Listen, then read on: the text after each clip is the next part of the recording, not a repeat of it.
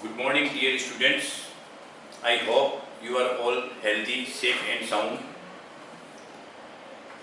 I welcome you all to this online class.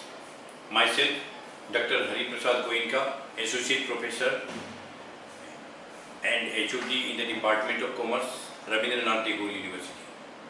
Today's topic is GST in India, a simplified view, part 3.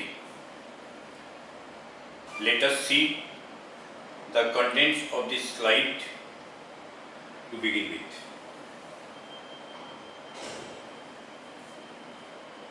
We have already discussed world history, background and Indian context, concept, bottlenecks and features and benefits of GST. Today we shall be discussing types of taxes in India and a brief introduction of central state taxes in pre-GST and which are merged in the GST. So let us welcome to the first slide.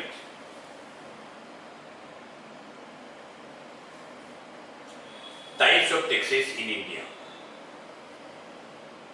There are normally two types of taxes, direct taxes and indirect taxes.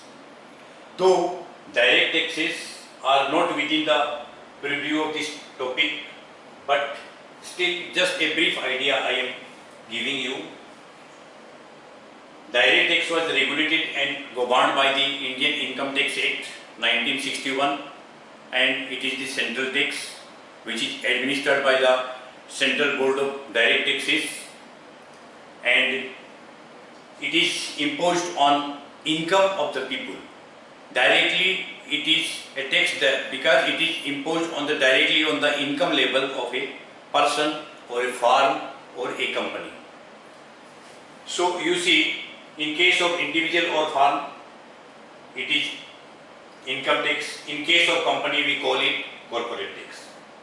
So the heads of income under the income tax there are 5 heads. First one is the salary head that includes all income of an employee from salary. So the total income of an employee by the salary received from the employer comes to this head. Then house property income, that is rental income by letting out of houses. This is rental income. Business and profession, any income from the business or profession, that is profit of the business, will be treated under this category. Capital gain by sale of capital assets and securities, share, debenture, etc.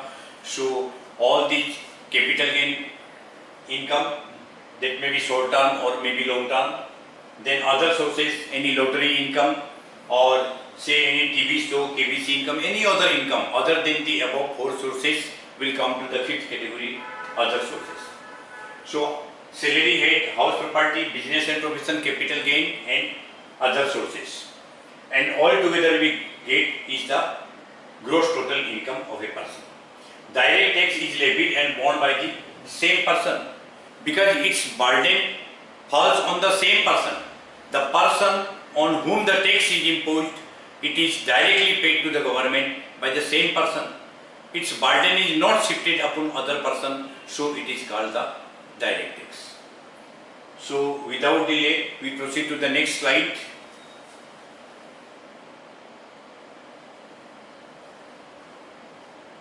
Indirect tax levels on supply of goods and services.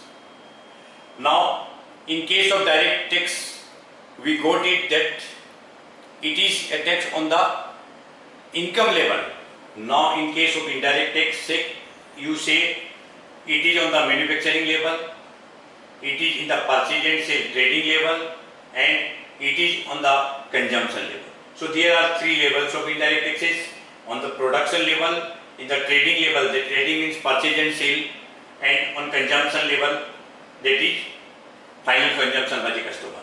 Now you see at production level, earlier under the indirect tax, excise duty comes under the production level, that is central excise duty is normally imposed, or there are also state excise duty we will be discussing later on. So central excise duty is imposed on any manufacturing of goods. Any goods produced or manufactured in India is liable to pay central excise duty.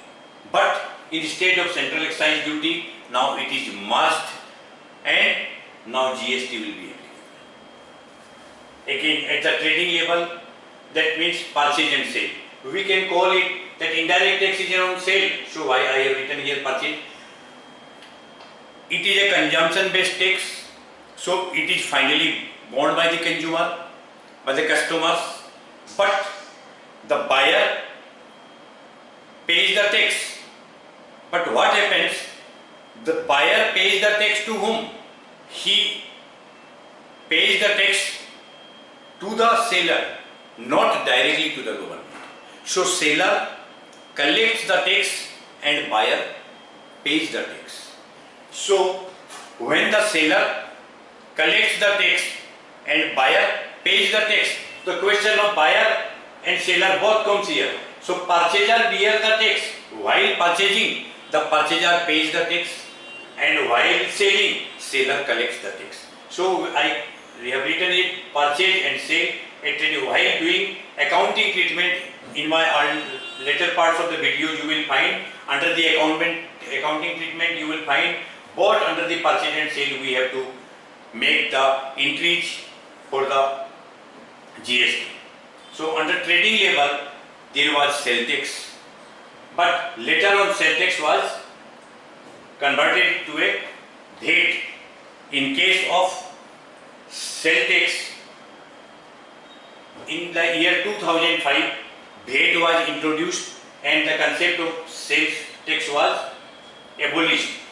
So since the introduction of VAT on trading, there was VAT tax. Now after coming into the GST, the VAT is now abolished, and not abolished exactly. In certain cases VAT is still applicable, but VAT is replaced and now must, and it comes the GST. So at trading level we have to collect and pay to the government GST.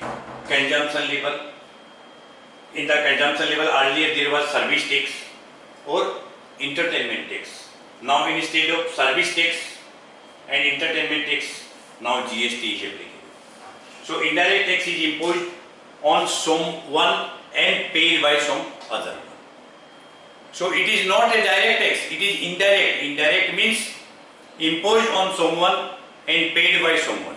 So it means buyer, while purchasing the product, he pays the tax to the seller. But while paying the tax, the price is included in the goods. So generally in the MRP, the indirect tax is included. So many times the customers, the buyers or the final consumers may not be knowing because it is included in the price. So it is indirectly taken by the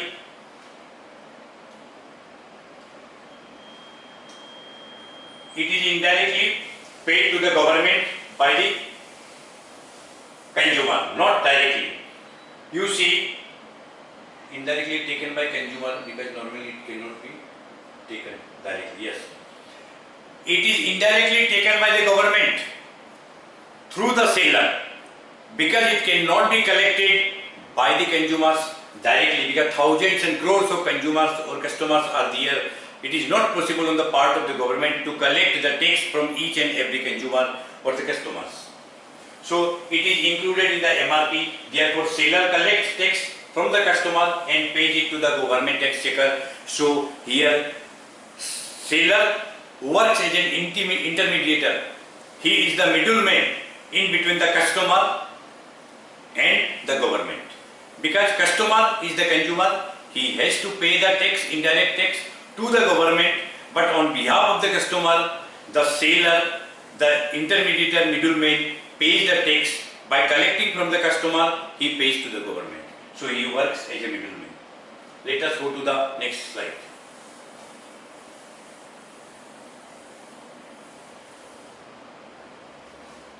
On certain demerit goods like tobacco and its product, cigarette, etc., 3 consecutive taxes are there. You see, in case of tobacco, government prohibits such consumption. So these are treated as demerit goods. On these goods, higher tax is imposed. So here GST is imposed, compensation cess is there, and central excise duty is there. So consecutively 3 taxes are there. So here we find central excise duty. That means central excise duty is not totally abolished on the items which are included under GST. On those items excise duty has been withdrawn, but on a few products only central excise duty is still there.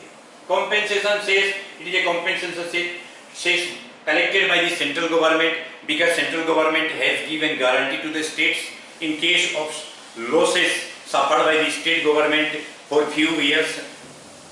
Central government will compensate the state government. That is why they collect the compensation cess. Again, on alcohol liquor for human consumption, there is state excise duty plus VAT, no GST. Now you see, as per definition of the GST, we will find that under GST it is a tax imposed except on liquor for human consumption. It is clearly mentioned in the very definition itself, because the state government objected that this is a main source of revenue for all the state governments. So they were not agree to satisfy the state government. It was written in the definition itself that the central excise, state excise duty will be applicable on alcohol liquor, and VAT will be also applicable. No GST will be imposed on alcohol liquor. So in case of liquor, no GST, but state excise duty and VAT, which directly goes to the state government. On narcotics, opium, hemp, etc., again state excise duty is there, and plus GST is also there. So excise duty is also, we find that excise duty, state excise duty and VAT, these are still applicable, these are not abolished. Sometimes students may confuse that with the introduction of GST, excise duty, central excise and state excise has been abolished. Of course it is abolished, but still in case of certain commodities applicable, so we cannot say that the act is totally repealed. VAT is also there. So I think that this is very much clear, and I think that we should go to the next slide.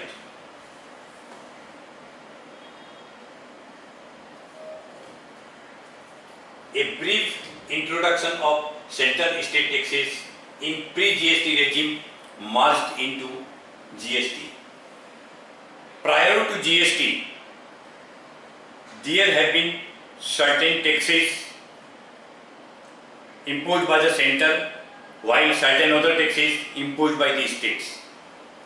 These are the taxes imposed by the central government.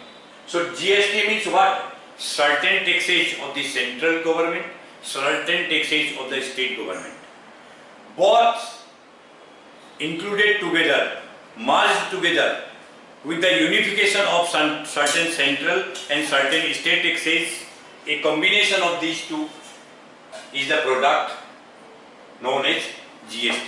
So what are the multiple taxes under the state government or central government merged under GST? Central taxes, you see, central excise duty. Central excise duty has been merged under GST. So central excise duty is no more there except on liquor for human consumption. But central excise duty is still there for the namesake, only on the liquor for human consumption, which goes to the state government. But central excise duty was the tax imposed by the central government.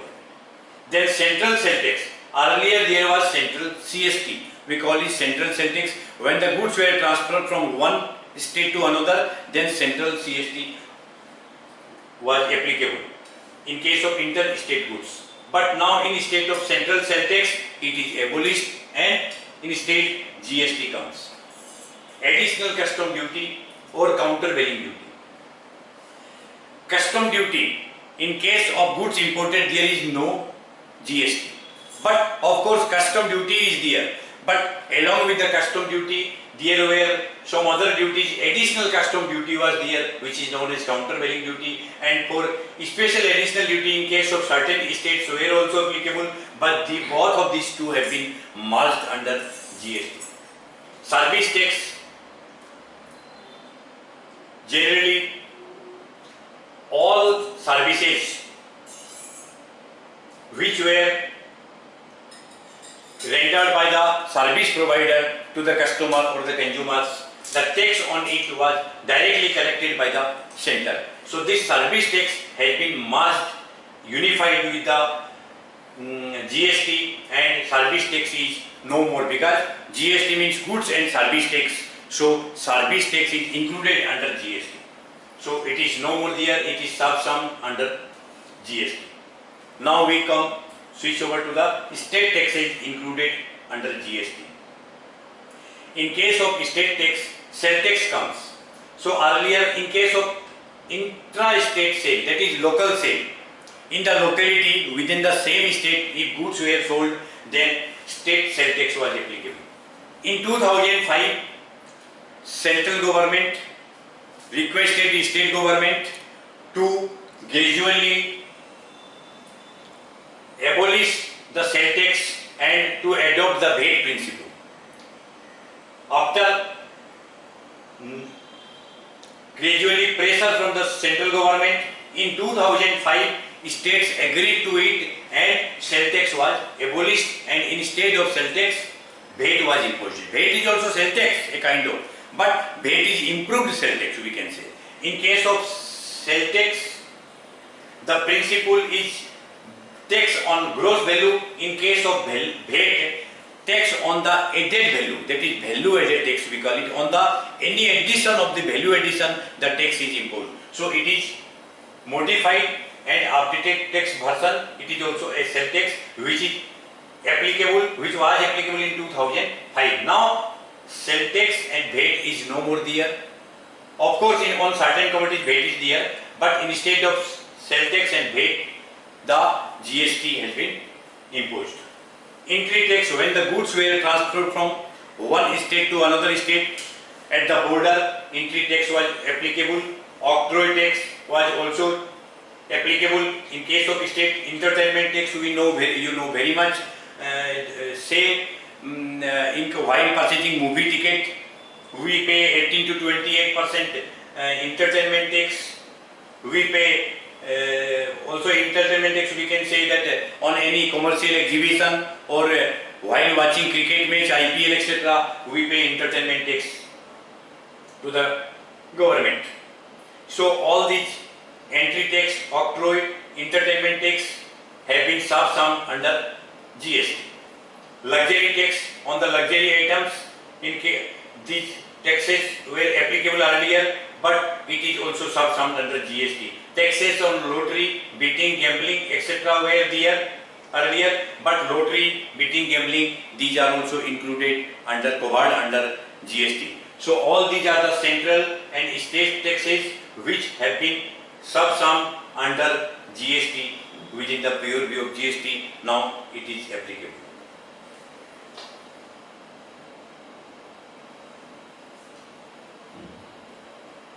Now you see certain items outside the GST regime, that is items not taxable under GST.